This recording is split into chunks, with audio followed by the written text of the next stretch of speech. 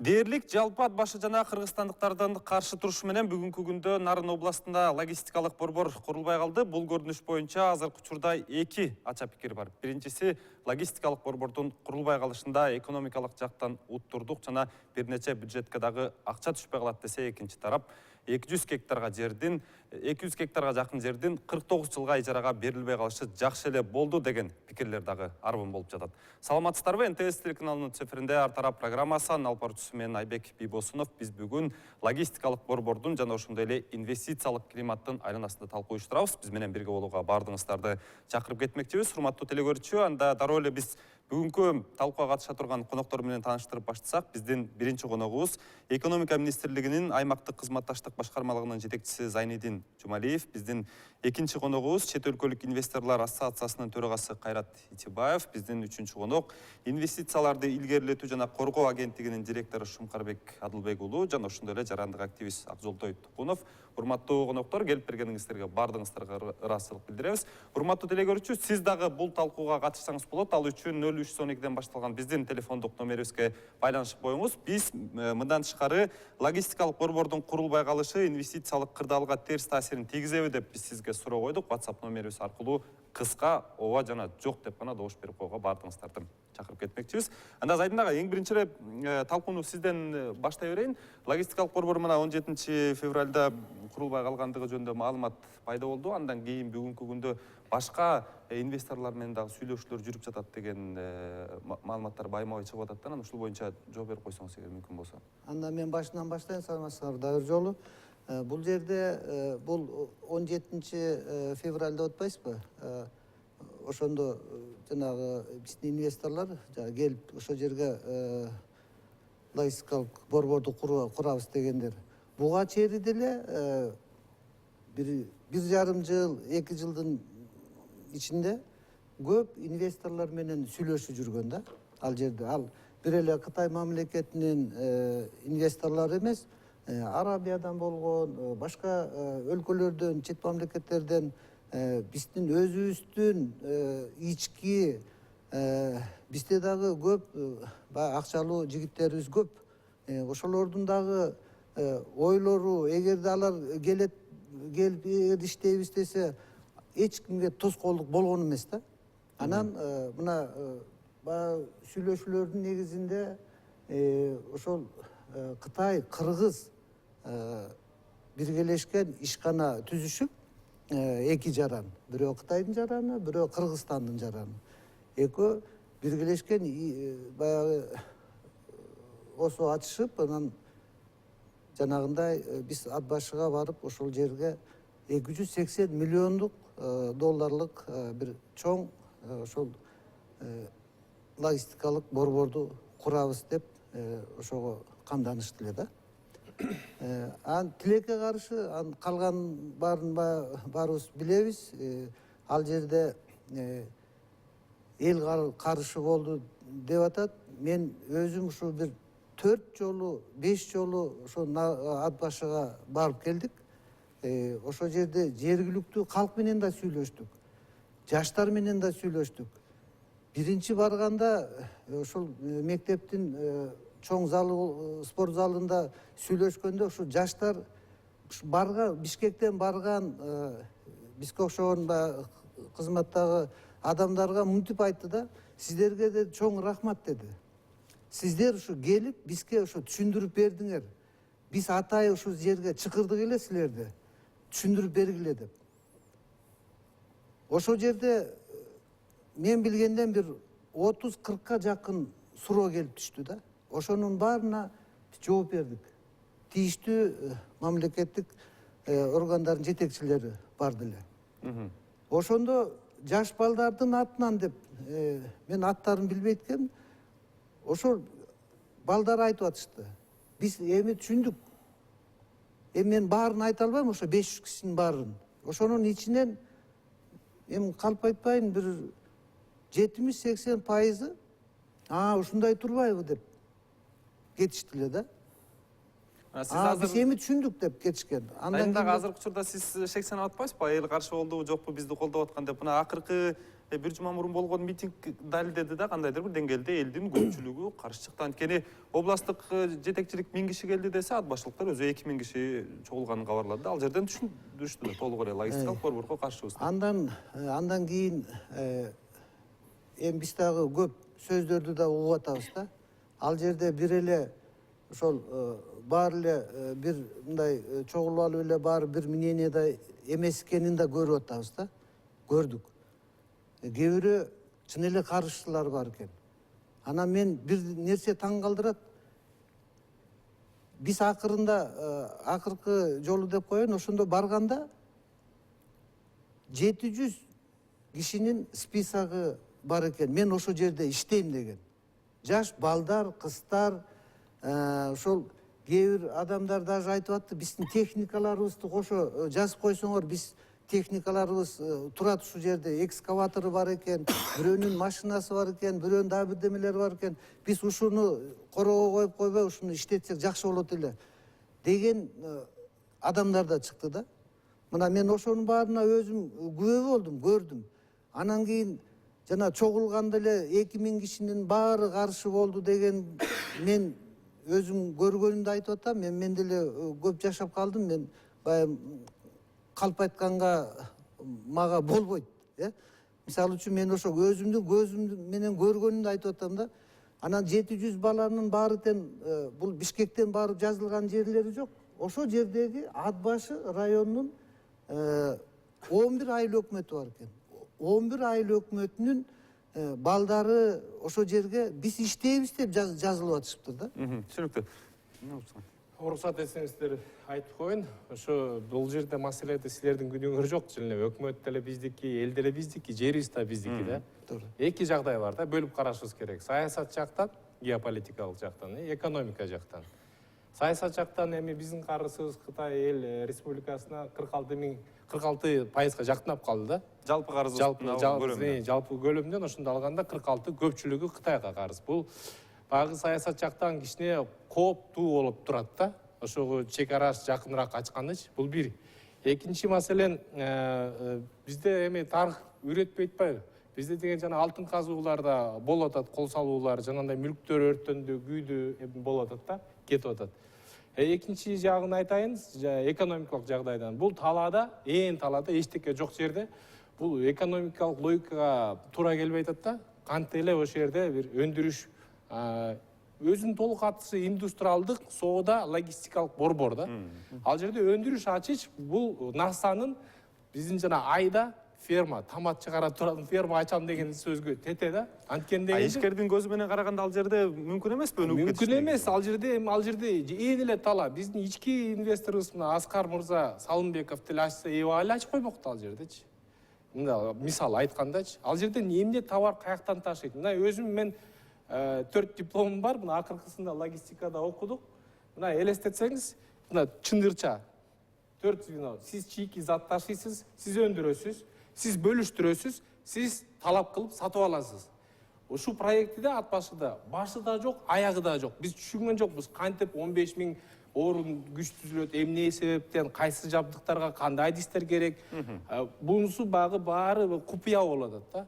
Мына Харгосту айтайын. Харгосто чек аралык кызматташ деп атат. Борбор ачылганда Кытай тарап жер бөлүп берди, Казакстан тарап жер бөлүп берип, тең ата болуп, Казакстан айтат, биз өкмөткө караштуу 100% акционердик коом КТЗ экспресске 5 жылга убактылуу башкарууга бериптир. Госкомитети жанагы бизче ФУГИ да бериптир да. Анан алар болсо КТЗ экспресс деген эмне деген компания деп карасам, көрсө бул Казакстандын темир жолдоруна тийиштүү атайын мультимодалдык темир жол менен иштеген профилдүү акционердик коом экен. Түшүнүп атасызбы? Бул жерде бийлик өзү 2002-2005тен баштап иштеп келип, бул анализдеп, баарын иштеп таксыктап келген да. Бул деген жанагы бир проект бар да Кытайдынчы дүйнөдө. Экономикалык инициатива шелковый пути депчи. Ошонун негизинде бул түзүлгөн да. Бул деген Лалюнгандан баштап Дюйсбургка чейин жөнөөчү бир пункт да. Хоргосчу. Анан кийин жыйынтыгында биздин Дордойду биздин биз- экономиканы алсыратты да мисалы Каргоз. алсыратты. Анан биз алар менен атаандашабыз деп бул проекттин мага мен мисалы үчүн ОСО негизинде мына байке сиз айтып атасыз мырза. Бул ОСО деген жоопкерчилиги чектелген эле чакан эле компания. Анан бул жердин бөлүнгөнү Кыргызстандын ичинде болуп атат. Ошончо эле мукташтык болсо, сез килейген нарын сезип турат. Ошонун ичинде эле ачса деле болот. Анан андан тышкары мына Шумкарбек мырза туура айтат да, мына мисалы үчүн бизде свободный склад деген түшүнүк бар. Бажы кодексинде. Ошончо эле товарды алып келип, бир жерге чүрсөң, сага ачпай эле тиги даже Бишкек кантка чейин, Ивановкага чейин жеткизип берет. Токмокко чейин жеткизип берет. Бишкекке чейин жеткизип берет. Нарынын центрине чейин жеткизип берет. Ачылбай эле ошол жерде чийки заттарды ондоп түзөп туран чыгарганда гана эмесин төлөйсүң да.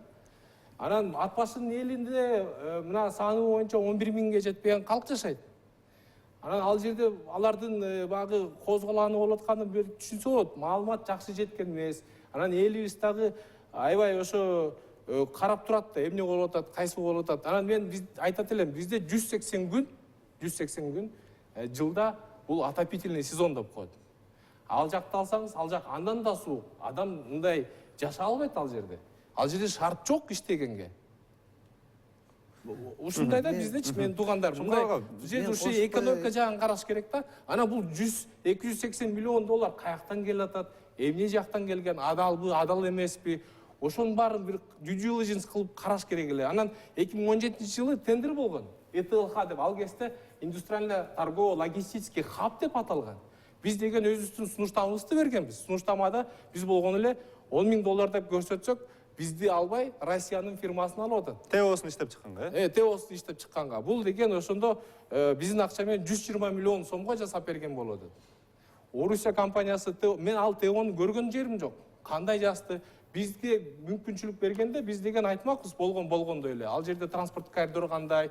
Анан ал жерде элестетсеңиз, жүк ташуучу машинанын базасын деле койсоңор, ал деген багы жаратылышка деле залакасы тиет да.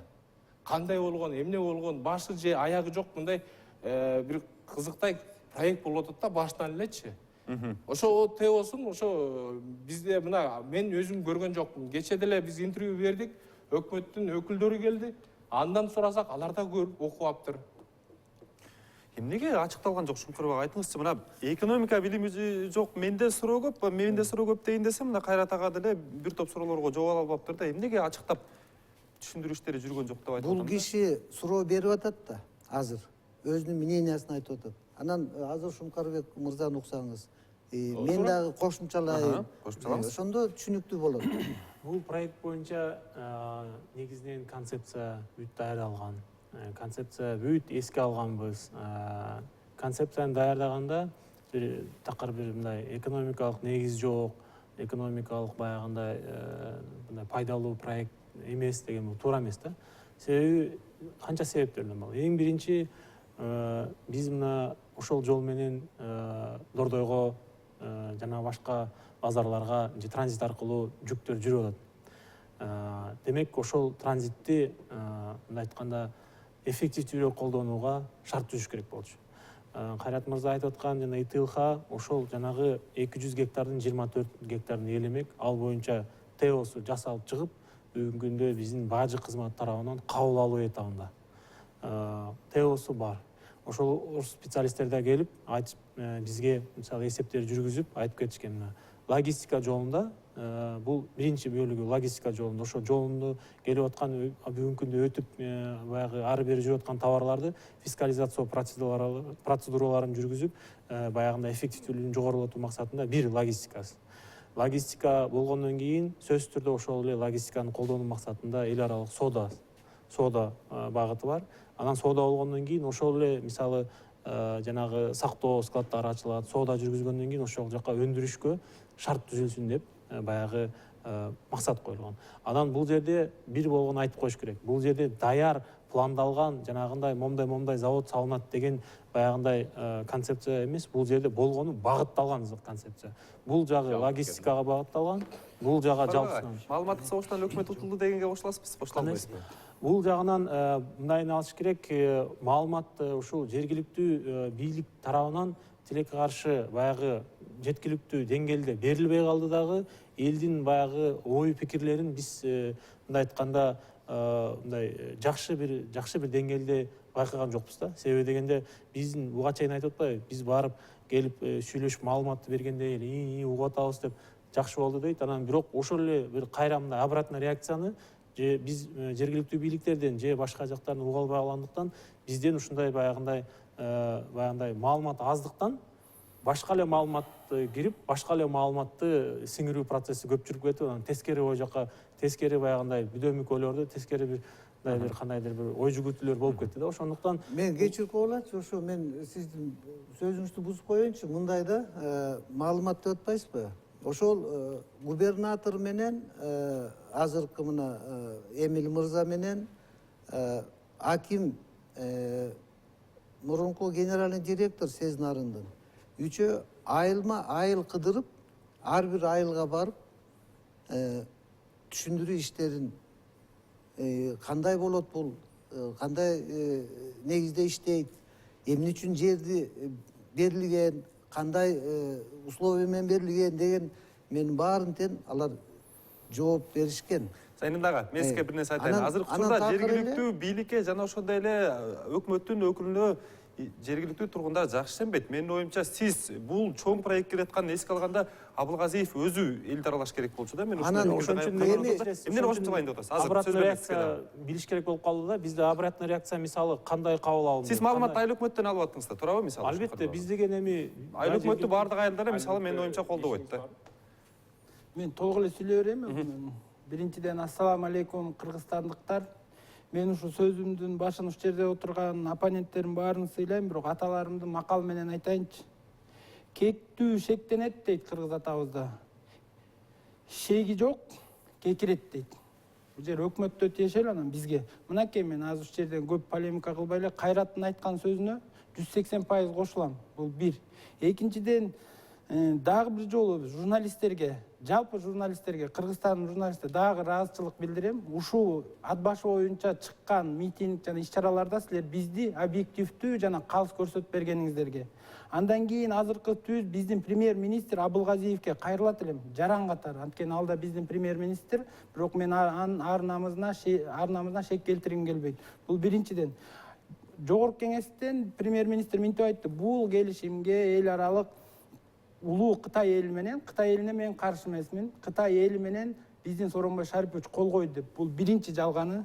Андан кийин экинчи мына көчөкү маалымат жыйынында мынтип айтты: бул иште жалаң фейктер жана 3-5 күчтөр кийлигишти, бул жерде элдин күнөөсү жок деп. Мынакей мен официально заявляю, ошо митингтердин арасында жүргөн, элдин арасында жүргөн Тукунов Акжолтой Шакирбекович. Акжол агай, эмнеге каршы чыктыңыз? Себептери барбы? Эгер мүмкүн болсо санап берсеңиз. Себептери мен азыр кайчылаш берейин агай, Шумкаранан сизге. Ооба же жок эле десеңиз, биринчи эле себеп логистикалык борбор ушунчалык 100%га прибыльныйбы, жок же ооба Шумкар.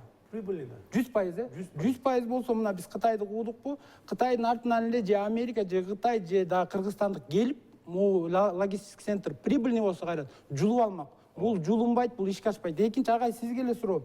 Эмне үчүн логистический центр бир эле 280 миллионго алынган жер, 200 гектар жерде комплекс 8 жылдан 10 жылга чейин курулуш керек. Причинасын билесизби? Билем. Эмне үчүн? Кыска эле. 10 заводду куруш үчүн ошончолук убакыт керек. Болду, рахмат агай. Астананы казактар, столицасын, борборун 8 жылда куруп салды. Бул экинчи менин бүдөмүктөрүм. Андан кийин биз эмнеге каршы чыктык? Анткени деген бул иш ичара жеңинен чечилген. Мен мисалы жана Эмиль же дагы тиякта Мелис Турганбаевдардын ордунда болсом, мен Facebook эле чыгармакмын. Ушундай логистик центр ачылганда ат башынын эли силер макулсуңарбы же жокпу? Булар ачык чыгарылышкан жок да, бүт бүдөмүктө турду. Анан бул жерден чоң өкмөткө сокку болду, бул утулуш, чоң утулуш. Анткени деген эли менен өкмөттүн байланышы жок экенин билгизип атат да. Бул жерде башында турган Кызыл Кулак, Шылуун, Чайкама, акчалары адал эмес кишилер келип туруп, Кытайдын жана Лю ким дейсиңер, ошо инвестор менен ичара келишим түзүштү да. Бул ачык айкын прибыльный болсо аяка жапа турмак. Мен да мына жумуш жок жүрөм. Мен да иштегенге эки колумду салып шымалаша кийлишет элем да. Анткени деген биздин эл, ат башы эли дагы жалпы митингге каршы чыккандар логистический центрдин өзүнө каршы чыккан жок, урматтуу менин туугандарым. Анткени деген 31 шаарда 7 областта логистический центр курулса, кайратына мен подтверждать, ал биз үчүн прибыльный нерсе, өтө прибыльный нерсе. Азыркы дүйнөдөгү көп мамлекеттер логистический центр менен гана иш алып барат. Мына кайрат мени алдабайт. Кыргызстанга мен мыктымын деген инвесторлор кирбейт. Бияктын обстановкасын, программасын, Давостун программасы менен Шумкарды эле жалган айтпайт, көрүп туруп эле айтат. Бул жерде коррупция 4-чү деңгээлде экен, уурулук 5-чи деңгээлде экен, преступность 3-чү деңгээлде экен деп туруп эле муну жаап коет. Бул жерге аргасы жок. Мисалы үчүн бир эле примерде ПДТ боюнча Вега деген Россиянын компаниясы келип кирбедиби? Бул жерде ал Шарашкин контора, бул жерде биздин айтишник мыкты жигиттер бар. Мына кайрат мени алдатпайт. Биздин балдарга жол салуу боюнча, компьютер коюучу боюнча, видеокамера боюнча биздин балдарга чыксынчы через кайрат. Любой ишин аткарып берет. Биз ошон үчүн каршы чыктык. Сөпүрөсүз? Албетте. Эми жанагындай инвестиция тартууда бүгүнкү күндө албетте бир кандай десем, Кыргызстанда түзүлгөн шарттарды мыйзам чегинде баары ал колунан келишинче биздин тарыхка байланыштуу ушундай шарттар түзүлгөн. Анан ошого карабастан биз эми мына инвестор тартуу кыйын экен деп отуруп калган бул туура эмес. Биз баары бир аракетти кылабыз, кылып жүргөнбүз, мындан ары да кыла беребиз. Жанагындай инвесторду боюнча бүдөмүк саноо же бир кандайдыр бир чечим чыгаруу биз тийиштүү мамлекеттик укук коргоо органдары менен иштерди жүргүзүп, биздин чет элдик баягы элчиликтердин тарабынан тийиштүү материалдарды алганбыз. Ошонун айынан ушундай кадамга барганбыз. Эми мындай тарыхый мисал келтирип коеюн, ал жерде өнүксө болбойт деги эле анда ошондой мындай пессимистический мындай ой менен анда такыр эле Кыргызстандан иштебей эле жөнүнө отура берсек болот. Аны буга чейин кылып келгенбиз, мындан ары да кыла берсек болот. Бирок ошол эле учурда мынакей Дордой кантип өнүктү? Дордойду эч качан эч ким бирөө пландаган эмес. Дордой эле мына 3 багыт менен өнүктү. Биринчи келип туруп соода башталды. Соода болгондон кийин аны сактоо боюнча логистикалык бир мындай жагдай керек болуп калды.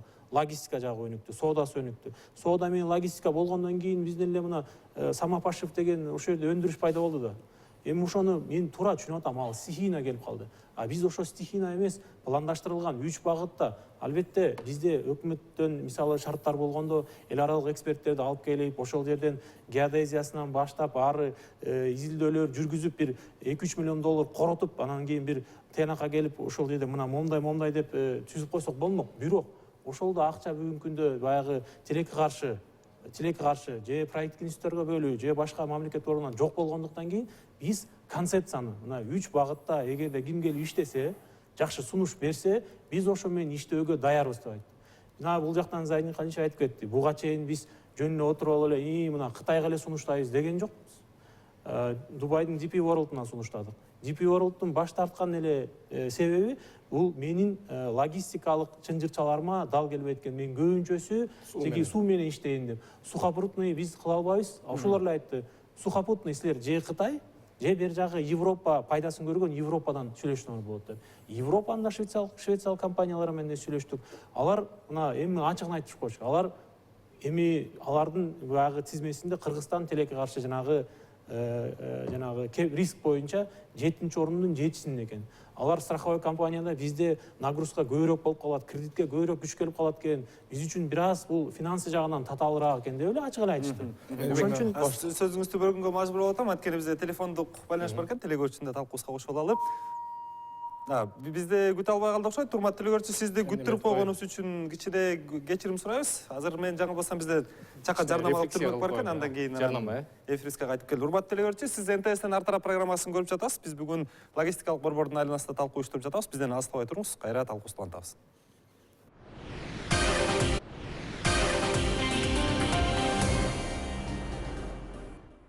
Телегөрчү, сиз НТСтен ар тарап программасын көрүп жатасыз. Азыр бизде талкууга катыша турган телефондук байланыш бар экен. Урматтуу телегөрчү, эгер сурооңузду бере бериңиз. Алло. Кандайсыңар балдарым? Бийиктерим, Кыргыздын бийиктери. Угуп атабыз сизди. Өз макталар айымманмын. Бучу бак кенди кайткелер талашады. Картыга менен үчөн курсы сатып жүрүпсүңөр. Анан эми Кытай деген иштиңер кандай дегенде жолу 49 жыл ойлоп барасыз. Могу жерде турганлардын баары 35-50 жыл ашмасыңар. Suyun mutfaklarda böyle baskısına kızı yoktu. Anlar neyin çıkan neyitleri o zaman onu özleri istemeyiz. Özleri Ошондо коштоп коеюн. урматтуу эле көрүүчүмүн сөзүңүздөргө түшүнүктүү болушту. Бул жерде кылдаттык менен гана иштеш керек деп атам да. Мен да ошо Шомкарбекти коштоп коем да. Просто сиз багы туура анализдеп биз келгиле чогуу иштейли. Бир эле жерде жашайбыз, кичинекей эле калкпыз. Бир эле өкмөтүбүз бар, бир эле жерибиз бар, бир эле элибиз бар. Мына биякта апа чалып айтып атат. Өзүңөр иштетпейсиңер депчи. Ал бизде мындай өзүбүздө бир фильтрлер болуш керек да. Биз деген кооптуу жагын карашыбыз керек. Мына жоопкерчилиги чектелген компания деген бул эмне деген сөз? Бул деген эртеңки күнү банкрот болсо ошого уставы менен эле гана жооп берет. Экинчисинен бул баягы акционердик коом эмес. Биз деген корпоративдик башкарууга келели деп атабыз. Корпоративдик компанияларды ачып, ошого инвестиция тарталы деп атабыз. Мына Казакстан кечеде айттым, мына 15 жылга өйдө кетип калган. Булар кечекидей, биздегидей мамлекеттик ишкана деген түшүнүк такыр жок. Буларда корпоративдик башкаруу, корпоративдик маданият мындай биргелешип келишип анализдеп чечкен структурага өтүп алышкан. Бизде болсо азыркы күндө көп эле компаниянын мамлекеттин мүлкү мамлекеттик ишканаларда турат. Алардын багы жабык болуп атат да маалыматычы. Корпоративдик башкаруу деген эмне? Бул деген эртеңки күнү жыл сайын жооп берет. Канча акча кирди, канча акча чыкты, бүт сайтына чыгарылат. Бул мыйзамдын талабы. Азыркы күндө 21-кылымда бизнес жүргүзгөндө да ошондо жүргүзүлөт. Биз ошону жөнгө салып өнүктүрсөк, кыргыз фонду да өнүкмөк, биржасы. Ал жактан акциялар жүгүрмөк. Анан кийин тышкы инвесторлор болобу, ички инвесторлор болобу кирип, акциялар менен иштешмек. Анан бул жанагы жээн талаада бизде Советтер Союзунда индустриалдык шаарчылар бар. Мына Токмок бар, ал Астесеңер кант бар, Кара Балта бар. Ал жакта турат ишканалар иштелбей. Ошол жака салсын да мисалы үчүн, да. Бизде деген көп эле мүмкүнчүлүктөр бар да. Бизде деген көп эле иштебей турган илгерки заводдор, фабрикалар турат. Ошолорду келгиле чогуу иштейли деп атабыз биз. Мына бизге азыр өкмөттүн, өлкөнүн сапаты кандай болсо, ошондой сапатта инвесторлор келип атат. Ошондой сапаттагы деңгээлдеги иштер болуп калып атат да. Бизде мына центральный аппарат иштегени менен мындай вертикаль жакшы жүрбөй атат да. Мына ошол эле сиз айтып кеттиңиз. Кандай иштеди, эмне болду? Биз деген мындай эл көрбөй атат да. Кандай иштеп атат? Ошол эле губернатор, ошол эле аким, ошол эле айыл өкмөтү элди мисалы үчүн чакырып чогуу иштешсе болот да. Кандай долбооруңар бар, эмнеңер бар депчи. Бизде деген андай концепция болбой атат. Көз караш туура эмес болот. Тоо кен боюнча айтат эле, мына уран, алтын деп атат. Бизде залакасы көп болуп атат. Бунучу экологияга тийгизген залакасы бар, элди көтөргөн залакасы бар. Бул деген бизге мораторий кылып койсок деле жаңылышпайбыз. 20-30 жылгачы анткени дегенде бизге дитибизге жакпайт. Мөңгүлөр талкаланат экен. Кыргыз качан жоголот? Мөңгүлөр талкаланып жоголгондо кыргыз жоголот да. Ошон үчүн башка тармактарга карайлы. Мен жалпылап айтайын. Мына инвестициялык абалда биз деген кайсы мүмкүнчүлүктөрүбүздү, дараметибизге карап иш кылышыбыз керек. Мына Байке туура айтып атат. Сиз бизде жаран адам капиталы бар. Мына азыр медицинада бирин серин адистер калды. Ошого медициналык туризм деп туруп биз дагы адистерибизди иштетсек болот. Жеке менчик жанагы өнөктөш менен медикалык парк ачсак болот. Же болсо жанагы айтини да өнүктүрүп атабыз. Бизде мисалы үчүн ар бир үй бүлөдөн бирден айтиштик болсун деп уран айтып атат бизде жанагы парк высоких технологий. Бизде алга көп акча кереги жок. Адам капиталын уюштуруп, демек инвестиция сала турган тармактар бизде көп экен. Ага эмнени кошуп салайын деп атасыз? Айбек киним бул жерде мына ак жол така эле тиге каршы буга каршы дебестен кайратка мына кошулуп мен кошумчалап коеюнчу кандай инвестиция тартыш керек. Биринчиден биздин Абылгазиев премьер-министр көчөкү пресс-конференцияда өзүнүн деңгээлин көрсөттү. Жалпы Кыргызстанды койго теңеп 2 миллиард долларлык кой бар экен депчи. Анан кой бага беребиз депчи. Бул бизге эмес карапайым эле, премьер-министрдин деңгээли деп мен эсептейм. Экинчиден Кайрат айткандай медициналык индустрияны айттыбы? Экинчиден экотуризм деген бар. Жаратылыштын бир тыйын эчтекесин коротпойсуң. Азыр деген бүт жерде деген жанагыдай замандашып кеткен технология. Биздикинде мындай девственный, табигый эл баспаган жерлер көп. Фототуризм деген бар. Андан дагы мынакей медицина деген азыр дүйнөдө канча пайыз киши ооруйт, ошолорго эле жакшы шаар, жана водопад, психологияны оңдойт. Ошондой эле бизде канча мына Кайрат мени калпайттырбайт, канча деген дары чөптөр бар. Бүгүнкү күндө инвестицияны суурада шумкараак айтсаңыз, эгер чет өлкөдөн келген инвесторлар, ишкерлер Кыргызстандын эмнесине кызыгат? Бизде кайсыл тармакка көбүнчө инвестиция келип атат? Азыр жаңылбасам тоо кен тармагы биринчи орунда болуш керек эле, да? Жок, официалдык статистика боюнча өндүрүш тармагы. Акыркы ушул 5 жыл убагында өндүрүш тармагы лидерге чыккан. Тоо кен тармагы жанагы разведкасы менен кошкондо ошол экинчи, үчүнчү орунда, андан кийин соода тармагы, анан финансылык багытта негизги статистика боюнча ушул тармактарда келет.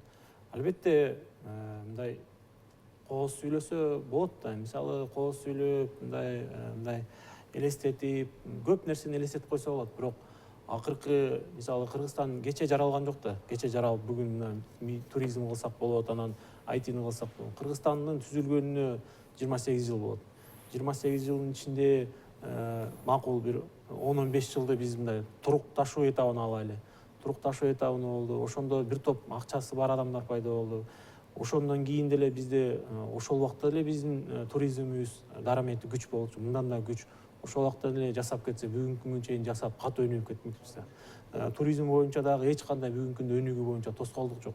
Мамлекет болгону ошол туризмди өнүктүрүүдө, IT эмесин өнүктүрүүдө, медициналык туризмди өнүктүрүүгө болгону шарт түзүп берсин деп аракет кылып атат. Ошону түзүп албай атпайсыңарбы? Ошол шарт түзүүгө, мынакей, аны ачык айтып коюш керек. Шарт түзүүдө эгерде мамлекетте акчасы болуп, ошол шарт түзүүгө программа бекитилип, бул жерге жанагындай рекреационный курорт курулат, бул жерге дагы бир поликлиника курулат деген акча бөлүнүп, анан ошол ишке ашпай калганда, анан бизге баягындай критика сыноо жарашмак. Мамлекеттин колунда бир тиын акчасы жок болсо бөлүнүүгө, анан кийин арга жок мисалы чет элден толтуруу жолун айтып атам. Бизде көмүскө экономика толтура. Чоң да 70-80%га чейин жетет. Мына орто чакан бизнести алсаңар, көбү төлөбөйт. Ошол эле кошумча нарк салыгын мен айтып эле келем. Бул деген өнүккөн өлкөлөрдө ар бири төлөйт. Барып бурчка барып бир нерсе пицца алсаң дагы жазылып турат кошумча нарк салыгы. Орусча айтканда НДС да. Бул деген ыйык салык.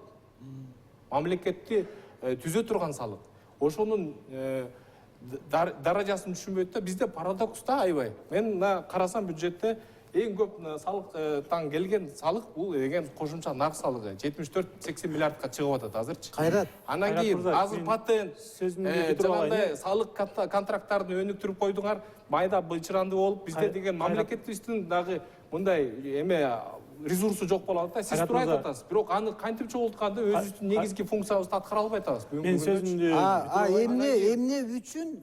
эмне үчүн мисалы үчүн ошол эле НДСти же болбосо башка налогторду же болбосо патентти эмне үчүн төлөбөйт?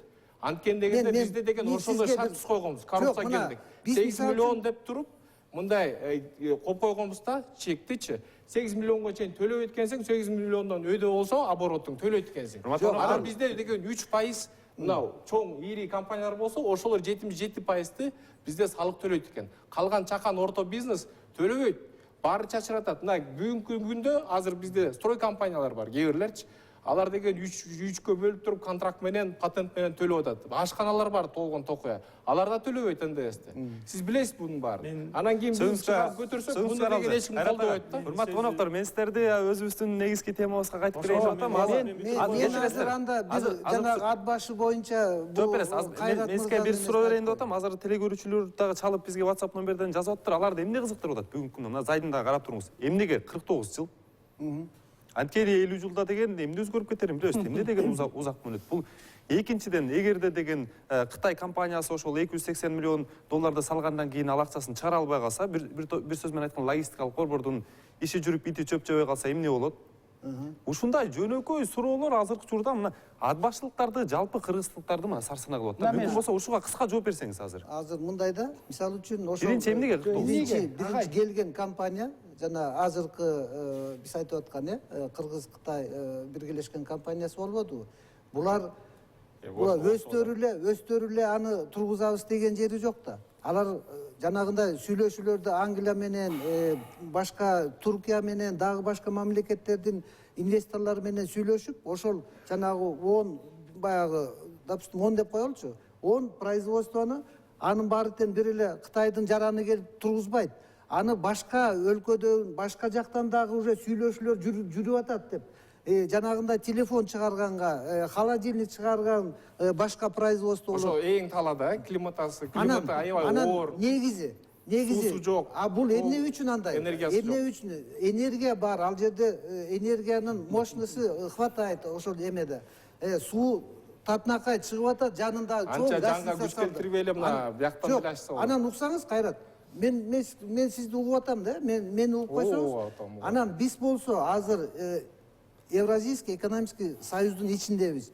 Биз ат башыга коебузбу, Кочкорго коебузбу, Көлгө коебузбу? Биздин ошол производстводон чыккан продукцияларыбыз бул Кыргызстандын чыгарылып аткан товары деп, ал Россияга да жөнөтсөк болот, Казакстанга жөнөтсөк болот. То есть жана 180 миллион калкы бар 5 мамлекеттин ичине свободно акча товарыбызды сатсак болот. Экинчиден, Аябай биз экинчиден Кытайдан 2 миллиард долларга бир жылда товар алып келебиз. Кыргызстанга. Ошол товардын ичинде, ошонун ичинде оборудованиясы да бар, ошонун ичинде сырьёсу да бар. Эгерде ошол жерге производствону коебуз деген ишкерлер, алар баягы өздөрү ойлоп атат да, биз жакыныраак алып келебиз, Кытайдан алып келип туруп, ошол жерден чогултуп, Кыргызстандын маркасы менен чыгара турган товар болот. Сайын ага, мен дагы бир нерсени тактап алайын да, мисалы 50 жылды жакшылап түшүнүш үчүн биз артты көздөй эсептесек 1970 жыл экен да. Андан баштап эмне бар өзгөргөн жок. Эмнеге 50 жыл дейм да ошо. Ал бул биз СЭЗ нарынга берген жер. СЭЗ нарын бул өкмөттүн жери. СЭЗ нарын бул СЭЗ нарындын өзү өкмөт түзгөн структура. Ал эч кандай укугу жок. Ал ага кийин баягы кээ бир айтып атпайбы, кийин анан өтүп кетет деп. Эч кандай өткөнгө мүмкүнчүлүк жок. Алар аны жазай албайт. Потому что ал аренда, мисалы үчүн мен квартирада жашасам, ал үй башка бирөөгө Каалаган күнү чыгарып берем, туурабы? Каалаган күнү чыгарып берем, эгерде мен туура эмес жашап, же болбосо туура эмес бирдемесин жазып атсам. Ошондой эле. Балкычага мен кылбайсыздар, ошо Эми дагы бир нерсе. Эми экинчи суроону тактап алайын. Мисалы, эгер Кытай компаниясы өзүнүн салган акчасын чыгара албай, эми иши жүрбөй калышы мүмкүн да. Бул чыгара албай калса ошондо эмне болот? өзүнүн проблемасы. Жок, кандай Биздики болбойт. эмес. Чыгара албай калса, ал өзүңүз көрдүңүз. Ошолда Шумкар, мен жанагыдай эле суроо жок жебо, Шумкар мына 2 жылдан бери ушул эмени башкарып келатасың, башкарманы. 2 жылдан бери канча инвестиция доллар менен киргиздиң? Цифровой примерно. Биздин жеке агенттик киргизген Иштеген. 2 жылдан 90 миллион долларга. 90 миллион. былтыркысы 63 миллион, 63 ондон 3 эми. Биринчи жылы 20 миллион. Жакшы, рахмат. Ишиңе ийгилик. Экинчи Биздин суроо. агенттик. Экинчи суроо, Шумкар. Могу 280 миллион доллар жана Кытай менен Эмилдин договору азыр таш капта турабы? Турабы? 280 миллион мамлекет артка кетти десек болот. Ошого ким жооп берет? Кыска эле. Ким жооп бериш керек болот срывка? Биринчиден 280 миллион мамлекет эчте кеткен жок. Бул жеке тараптардан келүүчү. Мамлекет азыр 43 миллион, 44 миллион 700 миңди төлөп беришибиз керек, туурабы? аны алардан алган да. Эми кайра беребиз да. Азыр Шумкар жооп бериш. Беришке туура келет. Эгерде алар салбайбыз десе, биз аларды Салбайсыз атпайбы мүмкүн да. Эгерде салбайбыз десе, алар өздөрүнүн эрки, ал жерде эч кандай эме жок. Бул проект мындай жашоого эмеси жок. Жооп берсең, ким жооп бериш керек? Могуга срыв болду. Ким ответственный? Губернатор алыш керекпи, же ат башын аким алыш керекпи, же премьер-министрби, же сенби, же экономика министри? Ким жоопкерчиликте да ошону эле? Эң биринчи ирет мындай тактайлы. Бул жерде келишим СЭЗ менен ушул ишкананын ортосунда болот. Келишимде так көрсөтүлүп турат. Эгерде мына ишкана кандайдыр бир бирдемкелер менен өз каалоосу менен токтотуп койсо болот. Экинчи, СЭЗ кандайдыр бир жагдайлар менен экологиялык же болбосо финансылык жана башка жагдайлар менен каршы болуп, СЭЗ бир тараптуу токтотуп койсо болот. Ол анда СЭЗдин жетекчиси жооп бериш керек, туурабы? Эми Туура, болду, Шумкар. Көрдүңөрбү, бул жерде СЭЗдин немеси жооп бериш керек деп атпайбы? Бул жерде СЭЗ менен жанагы Кытай инвесторунун өкөсүндө келишим бири-бирине договор жакпай калган жок. Бул жерде кыргыз калкына бул келишим жаккан жок да. Бул жерге ат башынын акими жооп бериш керек, түздөн-түр, губернатор жооп бериш керек. Андан кийин эле эң башы Абылгазиев, биздин премьер-министр жооп бериш керек. Мен мына элиме бир эле кайрылуу кылып коеюн. Премьер-министрдин эле айткан сөзү, ушул жыл жана эмки жыл карыздар 500 миллион долларга чейин карызды төлөйт экен. Урматтуу кыргыз элим, белиңерди бекем бууп, биздин мамлекетти 30 жылдан бери шылуун кызыл кулактар тоногонду мына бизге жүктөп атат. Ушуну мен сиздерге айтып коеюн. Могу иш бүтөөрүн 2 жума мурун айткам, ат башы сез бул жабылат депчи. Айткандай эле чыкты. Рахмат Айбек. Сайын ага жанагы бизге 43 миллиондун тагдырына кызыккандар көп болоптур да. Республикалык бюджет 43 миллион, а эми жергиликтүү бийлик 1 миллион 700 миң болуш керек эле. Мен жаңы болсам. мындай да кайтарып беребизби, эмне кылабыз? миллион сом. Ошол компания 43 миллион сомду бир ай мурун төлөп беришкен. Бюджетке төлөгөн. Жергиликтүү бийликке 1 миллион 700 миң төлөгөн. Ооба. Ошол эле акчасын кайра сурап атат. Ооба. Болду, башка алар лишний эчтекени сураган жок. Ал корогон эмес ал акча. Корогон эмес ал акча. Короткон эмес. Өкмөт короткон эмес ал 43 миллионду. Эми Демек биз чөнтөктө турабы дегенибиз. эгерде өкмөт ошентип жанагындай алган болсо, анда обязательно төлөп бериш керек. Түшүнүктүү. Кайрат ага, мен сизге бир суроо берейин деп атам да, экинчи тарабын сурайм. Мына карап туруңуз. 1-2 жылдын ичинде Тогуз-Тородо инвестордун заводун өрттөдүк. Андан кийин Нарында да ушундай болду. Шамбисайда кайталанды. Эми эл жактан да кандайдыр бир жоопкерчилик болуш керек да. Келген инвесторду эле биз албетте бүгүн кубалабай атабыз таш менен, бирок ошол эле учурда дүйнө Мен ошо коомчулугуна башта айтпадым. Мен айтсам кооз сүйлөп атат деп атышат, бирок негизи бизде өкмөттө өзүнүн стратегиясы болуш керек да. Инвестицияны тартуунун 5 жылдык кайсы тармактар бизге приоритеттүү. Мен башта айттым, ошолорду айтыш керек эле да. Жо, мисалы эртең эле азыр билим берүүгө эртең эле. мисалы Индиядан келсе чыгышы мүмкүн да. Индустар бизге жакпайт деп. Буларда бизде талап мындай да. Негизги мыйзамдын үстөмдүүлүгү орнош керек. Экинчи, мүлктү коргоо кепилдиги болуш керек өкмөттөн. Үчүнчү болсо, бизде жанагы фискал системасы адилеттүү болуш керек. Баарына бирдей болуш керек. Ато бирөө төлөйт, экинчиси төлөбөйт, ал болбойт да. Анан мен айтып аткандагы себеби мына бизде, мен өзүм албетте чет өлкөлүк инвесторлордун ассоциациясынын өкүлү болгондон кийин айтат элем, могу квота деп коебуз, 17 миң, азыр 18 миңге жетти Шуңкарбек мырза. Ошол квота менен мына бир жагын эле айтып коеюнчу, 80-90% Кытай жумушчулар кирет экен. Бул эч кандай квалификациясы жок, келишет, Кыргызстанда иш кылып жүрүшөт. Ошол эле кезде парадокс. Биз өзүбүз экспортко жөнөтүп атабыз. Россияга. Элибиз чыгып кетип атпайбы иш издеп. Иши жок жерде биз деген акыл тарткандын ордуна кара ишке келген кишилер келип атат да Кыргызстангачы. Мына биякта мырза туура айтып атат. Ушундай бизде сапатыбызга жараша, ошондой сапаттагы эл келип атат. Мына эртең күнү барып көрүңүз. Жуңкайга деле барсаңыз, канча Кытайдын жарандары бар, кыргызча, орусча сүйлөйт. Англисче сүйлөбөйт жада калса. Анан бизде ошо боштук болуп атат да. Бул квотанын эмне кереги бар мисалы? Эмне кереги бар ошо жумуш квотасына? Мисалы үчүн мен түшүнөм. Тиги Кыргыз-Кытай мамлекет аркылуу кол коюлган бир келишимдер аркылуу. Бирок мына 6 жыл, 5 жыл мурун Бишкектин ичинде жолду курганда эле кытайлыктар куруп атат. Бизде кыргыз балдар бар. Ал күчтүү балдар. Сиз жумуш издеп жүрөсүз. Жумуш жок Кыргызстанда. Бирок Кытай акча бергенде ошондой. Кытай ошондой маселе коюп атат. А биз деген тең ата болбой атабыз да. Биз деген өзүбүздүн талабыбызды койбой атабыз. Элдин кызыкчылыгын, экономикалык бизде талаптар коюлбай атат. Мына азыр интернетте жүрөт, мен ачык булактарды эле айтайын. Мына Түркменистан Кытай газ түтүгүн. Бизде транзиттик газ түтүгүн ал айдан өтөт экен 215 километр. Бул интернеттен алган маалымат. Кыскараак мүмкүн. Ошонун баарын Кытай тарапка эле берип коюп турбуз. А ошол эле кезде Өзбекстан, Казакстанда карасаңыз 50-50дөн СПА ачып иштете деп атат. Ошо түтүккө ээлик кылган тарифин өзүбүз баштайбыз дейт. Бул маселе көтөрүлсө, бул абдан кооптуу маселе. Кыскараак мүмкүн болсо убактыбыз саягына жетип атат да. Бир нерсени айтып коеюн. Ошол эле жанагы ат башы боюнча эле кайрылып атабыз. Анткени ушул проектти биз баягы салбай калыш бул абдан эле Кыргызстандагы башка проекттерге абдан мындай таасирин тийгизет да. Жана Кайрат мырза айтып атат, 11 миң киши жашайт экен ат башыда деп. Ат башыда 66 миң киши жашайт. Тоодо кайсы өндүрүш болот? Анан кийин ар бир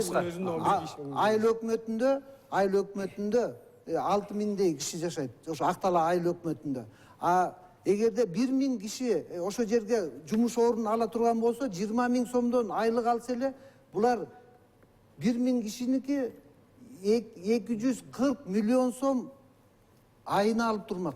Акыркы тоготер дагы бир суроону сурап алайын. Найзын ага, мындай эле суроо. Кечиресиз, Кайрат ага, биздин убактыбыз аябай аягына жетти деп атам. Эске тактап коюңузчу, логистикалык борбор алдыда курулабы, башка инвестор изделип атабы? Изделет. Сүз элет дагы. Эми сизден сурайын, эгерде эртең башка күнү мисалы ошо инвестордун жердигине биз каршы болуп атсак, башка өлкөдөн келе турган болсо, сиз каршы чыгасызбы же макул болосузбу логистикалык? Мен эми ушул жерден урматтуу Сооронбай Шарипович түздөн түз сизге кайрылып атам ушу мүмкүнчүлүктөнчү. Эртерээк чыгып, элдин дымын басып, бул жер логистика борбор жабылды деп ойлойсуңуз. Мынакей кайра специалист айтып атпайбы, аяк экономический точки зрения невыгодно. Ошо азыр эми 25-inde эл чогулуп атат, бул жер башка орус эмес, кыргыз келсе да салдырбайт. Түшүнүктүү. Сиздин сөзүңүз түшүнүктүү болуп Шуңкар бага, биз сизден кечирим сурайбыз. Азыр бизге бөлүнгөн убакыт аягына келип жетти. Сизге дагы мындан кийин аянтча түсүп бергенге биз ар дайым даярбыз. Келип бергениңизге ыраазычылык билдиребиз. Эсиңизде болсо, биз эфирдин алдында логистикалык борбордун курулбай калышы инвестициялык кырдаалга терс таасирин тийгизеби деп суроо бердик эле көрүүчүлөргө. 105 адам ооба деп эле 143 адам жок деп жооп берген экен да. Келип бергениңизге дагы бир жолу ыраазычылык билдиребиз. Урматтуу телекөрүүчү, биздин баш мыйзамда бийликтин булагы, бийликтин ээси эл деп жазылып турат. Биз ошол логистикалык борбор боюнча бүгүн элдин пикирин, элдин карманган багытын эске алып чечим кабыл алдык. Ал чечим туура же туура эмес болгондугун албетте убакыт көрсөтөт. Сиздер НТСтен ар тарап программасын көрдүңүздөр. Аны мен Айбек Бийбосунов алып бардым. Аман туруңуз.